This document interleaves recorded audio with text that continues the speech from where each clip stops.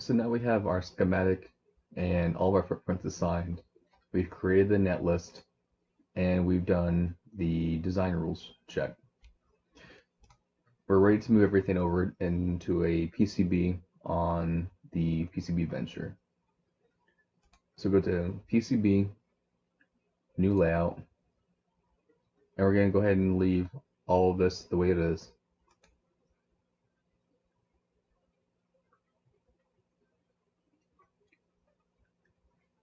And we're going to use PCB venture. If it's not there, then either it's not installed correctly or they switched to a different software since this video. But that's going to be the one we use, and click OK.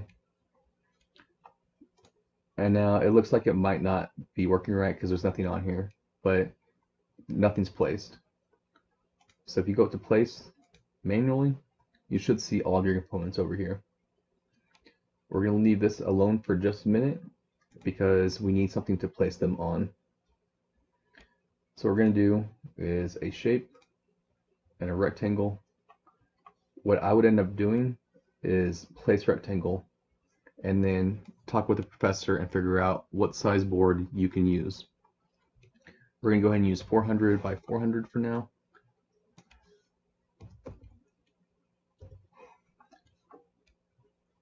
And that should be in 4,000 by 4,000.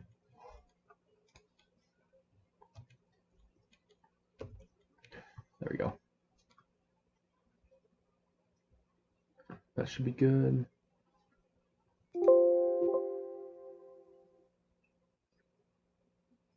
Is that outline cut out? Where is it?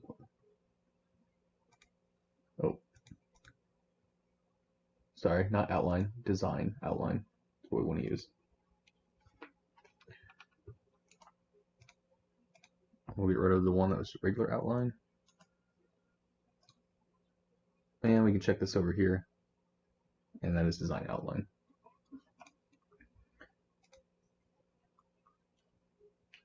On top of that, we are going to place two more shapes that we're going to use for our ground plane and our power plane when we end up doing that. So we want the same size board, and we're going to do in etch and dynamic copper, and we can select one of these. So we're going to do a ground plane on top.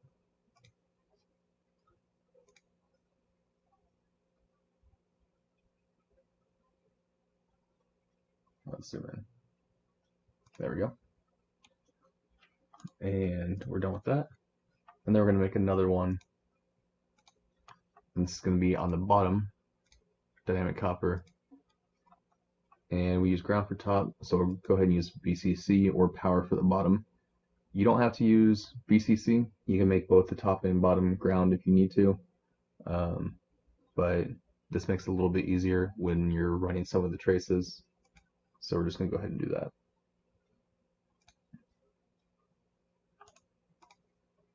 Okay. And you can see that's labeled VCC and ground. Green is going to be your top and yellow is going to be your bottom.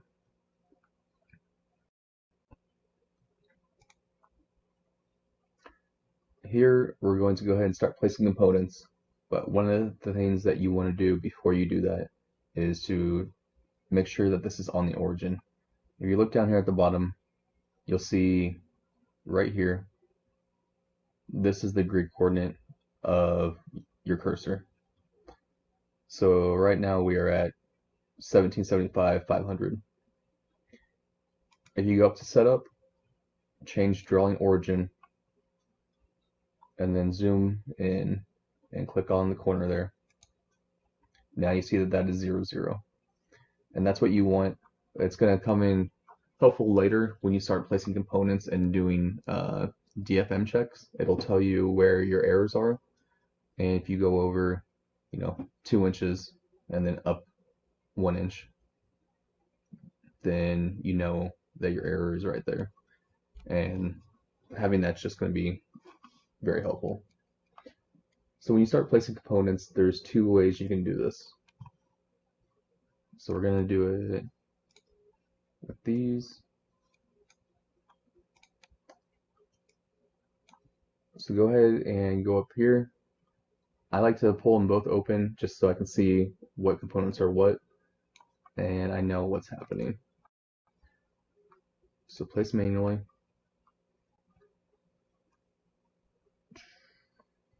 There we go.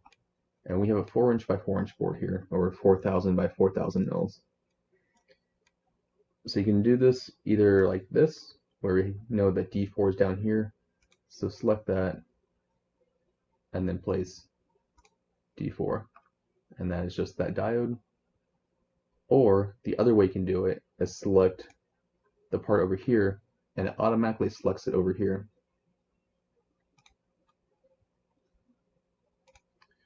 This only works if you're on place manually and you have both your PCB venture and your capture open at the same time. So you can either select from here or select from here. I prefer to do it on here because I know the parts line up the way I want them to.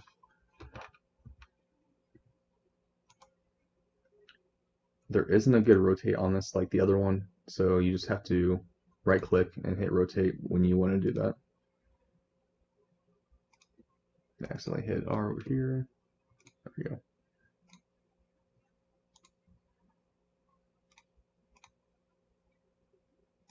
And we're just going to go through and place all these parts. I'm not going to show it on the video, but once you get done, all these are going to be green, and then you can close this out.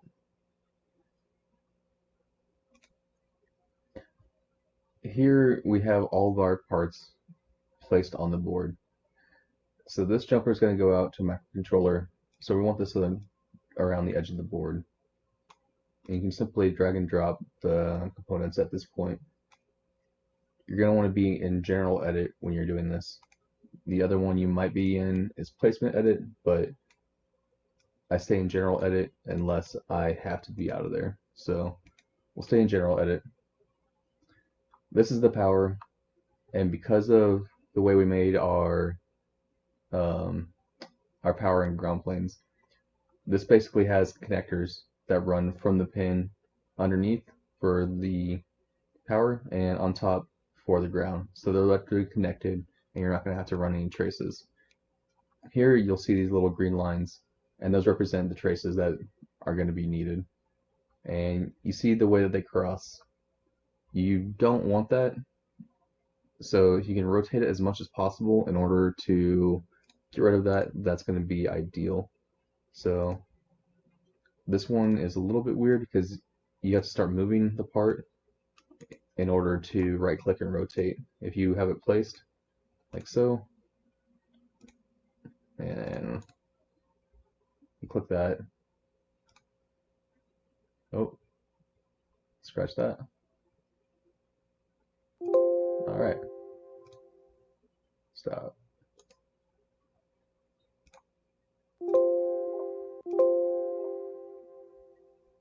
Text lines outside the extents. Yep, so that's being a little bit annoying, saying the text is outside the extents. So we'll just go ahead and move this, rotate, and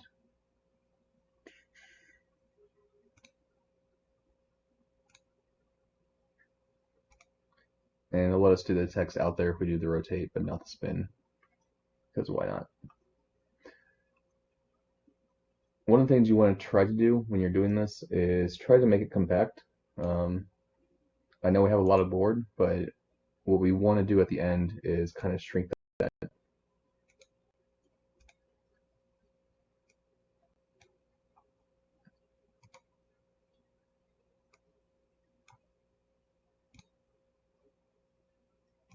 Sometimes this can be a little bit annoying. And since all these pins are over here, what we'll end up doing is we can spin this around. So most of the pins are over here for this part. And because I moved it like that, they're crossing. So we'll just go ahead and spin this again. So these 3 pins are over here. You can run this either underneath or you can run it around, either way. Same thing for this one. It might cause a little bit of issues, but we can figure out some ways around this looking at the way this is lined up. What I would do is, because this is on the edge, I'll just take both of these. If I can move them both at the same time. Sometimes it won't let you do the things you want, so we're just going to do this. When you're placing the LEDs like this, I would always leave at least one space in between, because if you place them like that, they're going to be too close. Even though it looks like they have enough room here, the actual base of the LED is a little bit wider, and you're going to get some crowding. So I'd always leave at least one. And we're just going to keep compacting the design. In the next video, I'll show the most compact design I can while leaving enough room to do soldering and running everything. Here we can see the board after I've compacted everything and made it a nice tight board. It probably could be a little bit tighter, but I'm not going to do that for this because I'm not 100% sure how much space I'm going to have for the traces here. You can see that we have a lot of wasted space on the board.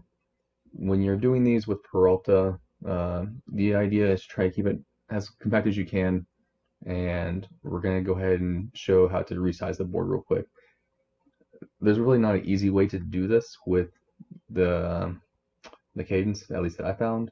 So all we're going to do is just do another shape, do the package geometry, and the design outline.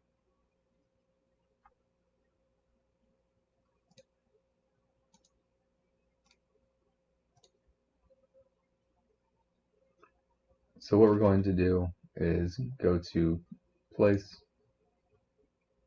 sorry, not place, shape, rectangle, and then board geometry, not the package geometry, and design outline.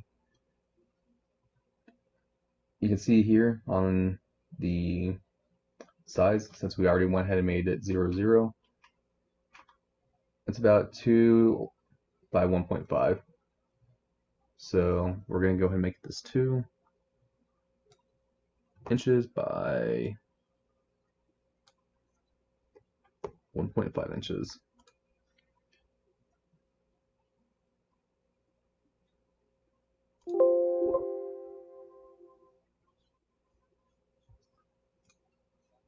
And the design outline already exists, so we're just going to go ahead and delete that.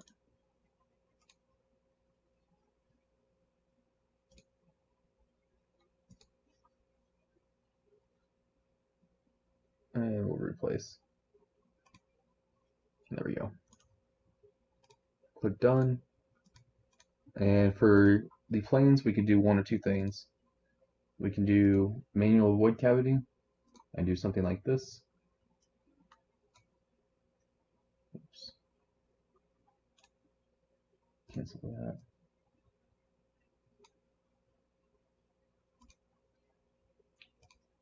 Yeah, we're not going to do that. We're just going to do it the easy way. We're just going to do rectangle. Place edge top copper, and we'll keep the top. I believe it was VCC for top.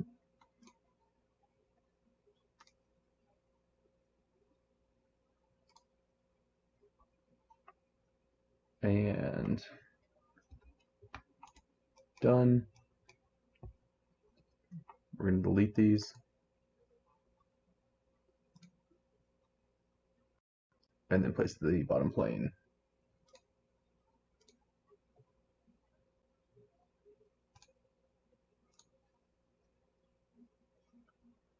And bottom plane we're going to make ground. Okay. You may see some of these other nets in here. So the SDO was the one we created back on the schematic. And all these NO or N00 are the ones that were automatically created by Cadence. So we look back here. That SDO is basically this connection over here, and that N003 whatever is just showing this electrical connection. And that's what all of these little traces are, or it's called a rat's nest, is what these are. So it's saying that basically these two pins need to be connected by a trace, which we're going to do in the next part.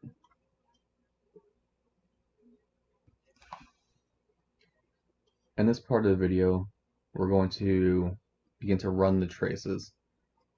Now, these individual lines, this entire network is called a rat's nest. This is just saying that this pin needs to be connected to this pin.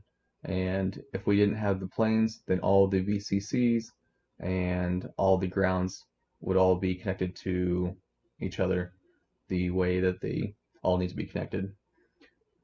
When we do this, the VCC and the ground pins run out at the edges so that there's electrical connection there. So we don't have to connect any of those with the traces. In order to make a trace, up here, there's add connect, and the line widths you can talk about in class on what you need. For different power systems, there's different widths you need to have, and based on how thick your copper is. But for right now, we're just going to default to, let's say, 25. And that is in mils, so 25 thousandths of an inch. So we're connecting from this one to where it's showing it needs to go. Same thing here. Do that, connect, and that might be a little bit close. I know it's not because I worked with this a little bit before, and when you see your board, that's good. But if you want to keep it a little bit away, you can just do this and then come back in and move that. You'll see this little bit of space in here. That's a thermal relief, and it creates a little bit of space. You'll change those settings as you need to based on what the professor or the milling specs tell you to. You can see here that all of these are green, which means these are on the top side of the board. If we want to make a trace on the bottom side, we just flip this to bottom, start the pin, do the connect, and now you can see that trace is yellow. If you wanted to see what's going on the top side and the bottom side of the board, you could go here to visibility. If this has disappeared, then you just go over to view, windows, visibility. And you can hide everything that's going on the bottom plane or everything that's going on the top plane. So we're going to run all these traces and make sure they're all good. There's a couple unique ones here that I just want to cover real quick and also show you what a via is. So this one, if you ran it straight through, it wouldn't work right because you'd run into that pin. So just make sure you're avoiding what you need to. This is on the side of the board, and it doesn't allow you to, and you never want to, have a 90-degree angle of just that. However, you can, when you're running multiples, have a trace that comes in like that at a T, but you want to try to avoid stuff like that.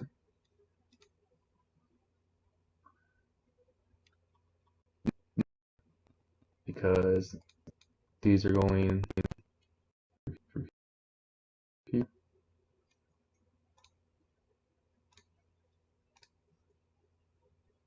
And they're all yellow, so they're on the bottom. That one's going across here. And this is nice because it's telling you where it needs to go.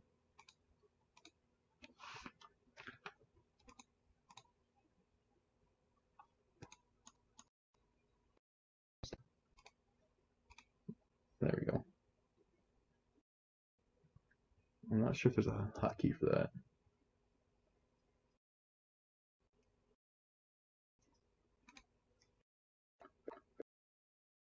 But you can do a couple things.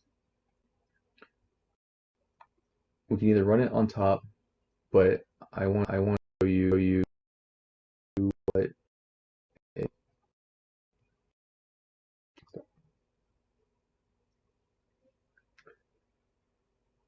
so a via is basically going from one side of the board to the other. When we start here and we're on the bottom side, we're going to run. Once we hit the spot, we can either double click, and now we're on the top side of the board, and it creates this little hole. It's called a via. And then we're going over the traces because those are on the bottom side of the board. And then let's just say we want to go back to the bottom side of the board. So over here, click this, and you can either add via or again double click. And now we're back on the bottom side of the board. So this is coming over. You have a little hole. It comes up to the top side. The trace runs, and then goes down to the bottom side. In reality, you don't need the via for this, but I want to show this because sometimes you're going to have to run traces on multiple sides of the board just because of the way things are. Obviously, we could have just ran this on this side, but that's how we need to do that if we need to run traces. The via, you're going to set up, in class you'll talk about how to create or how to use the ASU via type.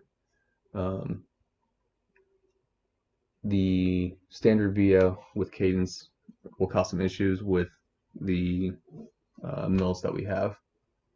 But if you don't do that at the beginning, you can go ahead and click this, go to Tool, Pad Stack, Replace, and then select this via and use the ASU via that you have. Or you can search through here. I'm not sure if this is in here or not, so let's just take a quick look.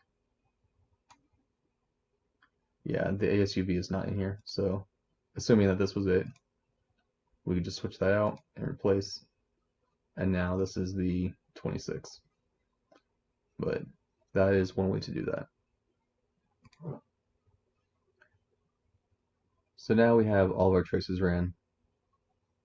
If you're not sure, or it's hard to see some of the rat's nests, especially when you get a large board with a lot more components than this, one of the things you can do is go down to DRC and go to display status, and then you'll see unplaced symbols, unrouted nets, and unrouted connections.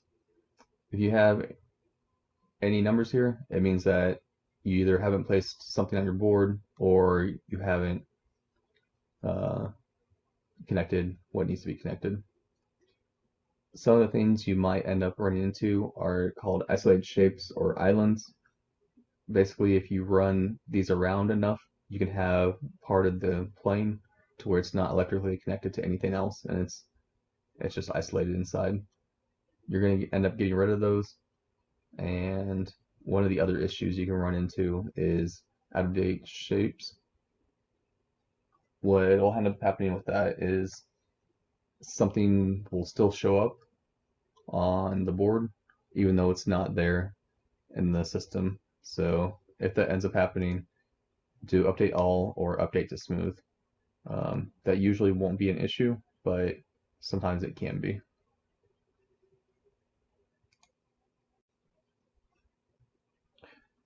So that is all you need to do in order to create your PCB layout. You can see there's a little bit of extra space here, but honestly for the size of the LEDs and a shift register, that's not a lot of space. So you'll be okay doing that. But if it was, 4 times the size, and that's just too much dead space for what you have. When you're making your team boards, you'll want to make sure that you know what the maximum size of your board is, so you can place that down and start compressing everything. You'd be surprised at how much you can fit. You can play around with some of the ways the resistors are placed, and just how tight you can actually fit these things. Before you go to manufacture, you're going to create your artwork and your drill files. I'm not going to go through that on this because some of it's changed a little bit even since I was in. So go ahead and follow what the professor says, and there's a blog and GitHub that will walk through step by step on how to do this. Everything should be good on here, and if there's any other things that you need to, update or fix, then go ahead and take care of that. And if there's any other videos that you feel like I need to make, or if there's anything missing, please leave a comment. Thank you. So in this video, we're going to talk about what happens if you need to change your design, but you already have your PCB laid out. You can add or get rid of parts on your schematic and have them update on here, and we're going to go through that process. So once you have your board and you know what the name is and where it's located, you can minimize this, go into your CIS capture and add the part or remove the part. Here we're just going to add a 5th LED, and I created this, and then you don't have to get rid of the non-connect. If you just run a wire to it, it automatically overwrites that non-connect. So now we have a 5th LED, but we're not going to see it over in the PCB Venture until we get it to update. In order to do that, we go to PCB, update layout. Sorry, before we do that, we need to create the netlist again.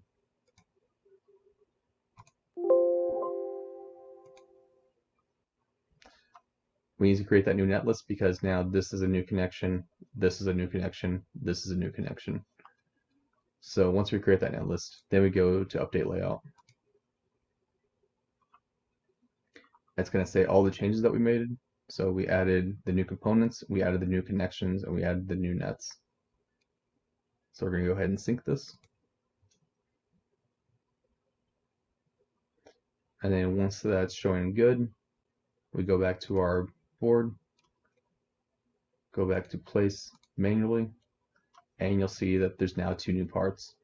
And again, you can do this by having both open, or if it's just 2 new parts and you know exactly where it's going to be, then I would just do it this way.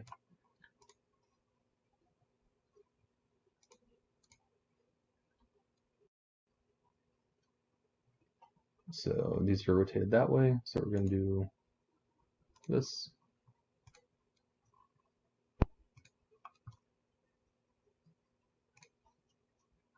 And that's going to hang up the board, so we're just going to make that a little bit closer in.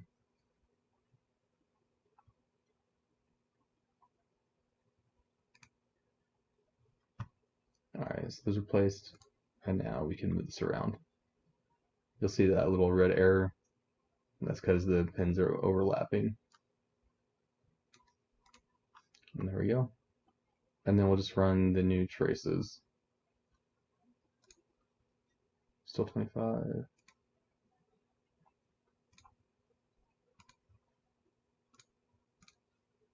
And there we go. And now you have the new part. And then the same thing if you want to get rid of it. Just delete the part and then do the updates.